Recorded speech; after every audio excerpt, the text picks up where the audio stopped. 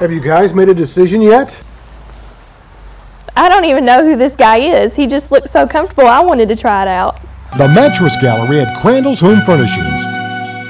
The brands you're looking for at the price you want. In memory foam, pillow top, and more, Crandall's Home Furnishings. Always home to the ultimate value. Well, welcome back. Jim, probably the biggest game on paper this weekend is Owensboro going to Henderson County. You got Owensboro ranked in 5A, Henderson County ranked in 6A. But you can also kind of throw that out. Mm-hmm. This is a great rivalry, great tradition in this matchup. How do you see this game this weekend? Well, this is going to be a tough game to pick, really, because I think both teams got big wins last week in different ways. I mean, Henderson had a lopsided win, but Owensboro got a dramatic win that can really boost your confidence against a very good, I've said it all year, Madisonville-North Hopkins team that could have just as easily won that game. This game is tough, though, because it's on the road. I think also, win or lose for Owensboro, this is a good pre-playoff test. I mean, this is kind of what you want. If you're going to do any damage in 5A, you've got to be able to be competitive against one of the better teams in 6A, and this is the test in front of Owensboro. I think it's going to be a good game, but it'll be tough to win on the road. It always is at Henderson. Do you think the Devils have to get their quarterback situation kind of more in focus because, you know, they've lost Cal. Yeah. They made a substitution there last week. Right. Is that the biggest thing they're probably looking at this week? Yeah, more so even beyond this week. I think that this week is a good week for them to kind of solidify that. I agree with you. I think that they do need to kind of get that settled and as they go into the playoffs have a firm plan. And then if they have to bring somebody off the bench, you do. But, I mean, I think they need to find out who their starting quarterback is. And this week is a good week to do it because Henderson County has a very good defense, and they'll be tested. And they're going to see a defense in the first round of the playoffs, talking about the Red Devils with Grayson County. No question about it. It's a very good test for them. Yes, it is. Well, we got Apollo going to Madisonville-North Hopkins. Apollo, you just mentioned, coming off the big loss. Madisonville-North Hopkins coming off the heartbreaking loss. Who needs this game more as you look ahead to the postseason? Well, Apollo needs it more. I tell you why. I think that Madisonville knows they're a good team. They're 4-5, but I'm telling you they may be one of the best 4-5 teams, if not the best in the state. They did everything but win against Owensboro. They were one mistake away, and that mistake does count, and Owensboro took advantage of it. But nonetheless, I was very impressed with Madisonville. Not only do they have a really good field general in Trey Carr who can run and pass, their defense is pretty good. And I mean, I think that, you know, this is one of those games where Apollo is really going to be tested because Madisonville has several weapons, and Carr being the best among them, and the Eagles will be really tested to try to stop this attack. Right. Do you think Apollo has the weapons to move the ball against North? Well, they're going to have to move it on the ground because, I mean, I think that their passing game at this point is really suspect. Too many turnovers here late in the season. I think it was a little better earlier in the year, but I think now, you know, they're going to have to get big plays from Dillard, and they're going to have to. Those are the types of plays they're going to have to get to stay in this game.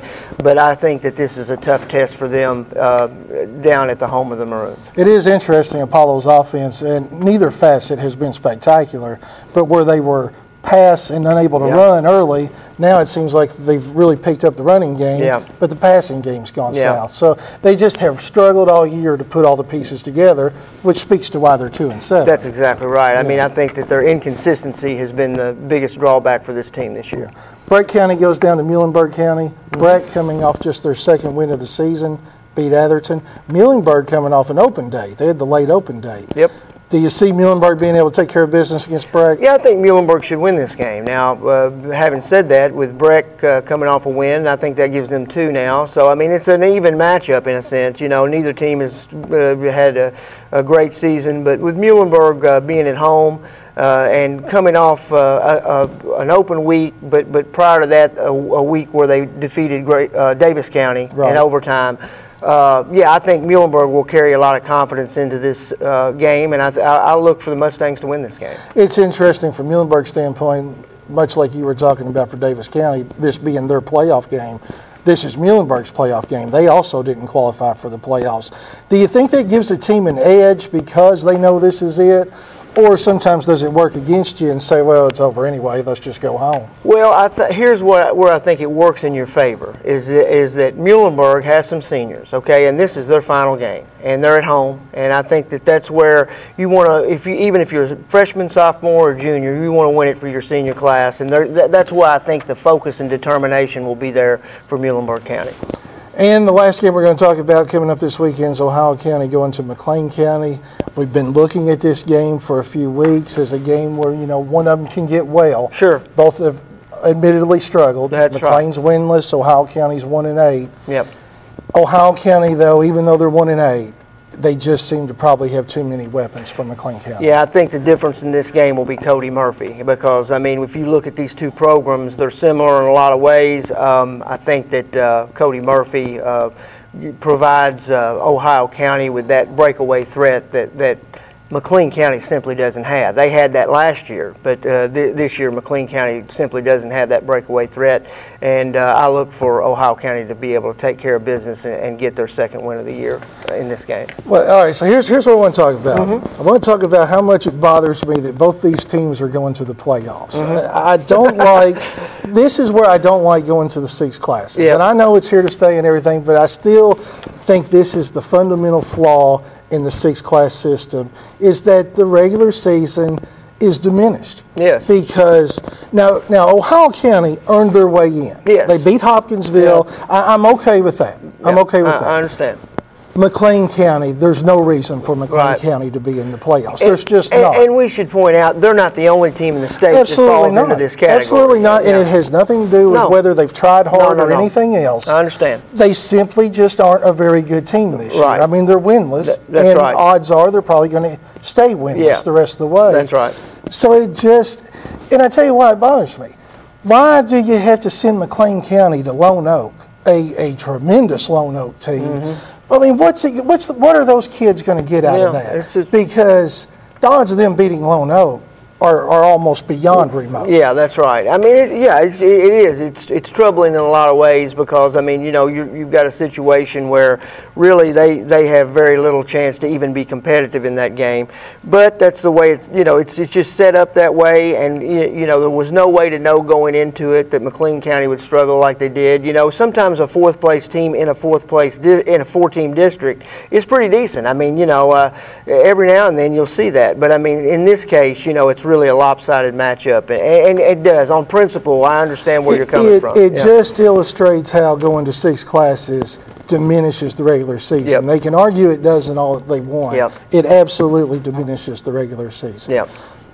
That's the bad of it. There are some good matchups coming up in the first round. I think the matchups that most interest us is Owensboro Grayson and Hancock Caldwell. Yeah. Are those the two first round games you think really are out there as real competitive games? Yeah, I do. I think certainly potentially that's how I see it. Caldwell County, I mentioned Edmonson County being a tough place to play at. Caldwell County also is a tough place to play at. Caldwell County has a rich football tradition that goes way back, 60, 70 years. My dad came out of that program, so I know a lot about the Caldwell County tradition going way back. So I think that Hancock will be fighting that as much as anything. I think it's basically a pretty even matchup on paper, but the home team on those 2 and 3s, those 2 and 3 matchups, the home team really has a big advantage. There's no question. That's where Hancock will be challenged. Grayson County is better, I think, in their matchup with Owensboro this year than they were a year ago. Owensboro wound up beating them, I believe, 49-21 last year in the first round. Yeah. But I think Owensboro was better last year, and I think Grayson was not quite as good defensively as they are this year.